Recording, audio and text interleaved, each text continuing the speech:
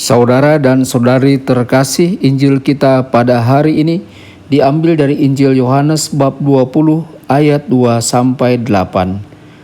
Pada hari Minggu Paskah, setelah mendapati makam Yesus kosong, Maria Magdalena berlari-lari mendapatkan Simon Petrus dan murid yang lain yang dikasihi Yesus dan berkata kepada mereka, "Tuhan telah diambil orang dari kuburnya, dan kami tidak tahu di mana ia diletakkan." Maka berangkatlah Petrus dan murid yang lain itu ke kubur. Keduanya berlari bersama-sama.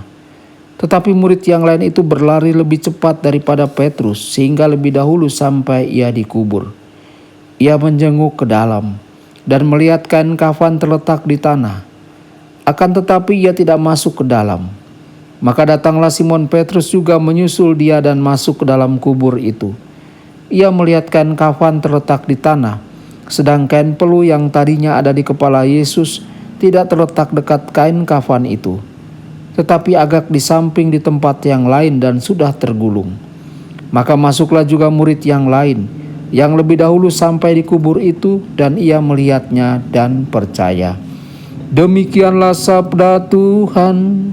Terpujilah Kristus.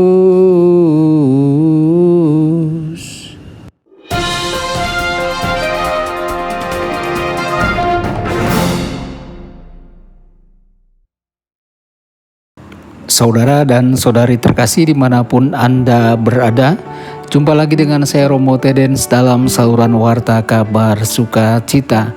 Semoga Anda semua dimanapun berada senantiasa dalam keadaan sehat dan bahagia. Injil hari ini menyajikan pemandangan yang terjadi tepat setelah penyaliban Yesus. Maria Magdalena datang berlari ke Petrus dan Yohanes dan memberitahu mereka bahwa seseorang telah mengambil tubuh Yesus dari kubur. Maria panik karena tubuh Yesus telah hilang. Saudara dan saudari terkasih, pernahkah Anda mengalami saat dalam hidup Anda ketika Yesus tampaknya telah menghilang? Saat ketika Anda merasakan ketidakhadiran Yesus dalam hidup Anda, saat-saat ini bisa sangat gelap, menakutkan, dan kita mungkin merasa tersesat dan sendirian. Pengalaman ini mungkin singkat atau mungkin berlangsung selama berhari-hari atau berminggu-minggu. Saudara-saudari, bagaimana kita menanggapi merasa kehilangan kehadiran Yesus ini? Apakah kita menjadi panik dan mencari Dia? Atau apakah kita percaya bahwa kita sekali lagi akan mengalami hadirat-Nya? Apakah kita mampu untuk tetap berpijak pada kasih Yesus bagi kita? Ataukah kita menyerah dan pergi? Saudara-saudari, dalam hidup kita, ketika kita mengalami ketidakhadiran Yesus, kita biasanya menyadari bahwa kitalah yang tersesat, bukan Yesus. Dan bahkan jika hal ini tidak terjadi pada diri kita, apakah kita bersedia untuk berdiri teguh dan menunggu Yesus datang? Bisakah kita menunggu dengan damai, percaya bahwa Yesus bersama kita? Atau dapatkah kita meniru tanggapan Petrus terhadap ketidakhadiran Yesus? Apakah kita dapat melihat dan percaya bahwa Yesus beserta kita? Saudara-saudari, semoga kita mengimani bahwa Yesus tidak akan meninggalkan kita. Tuhan Yesus memberkati dan menyertai Anda semua.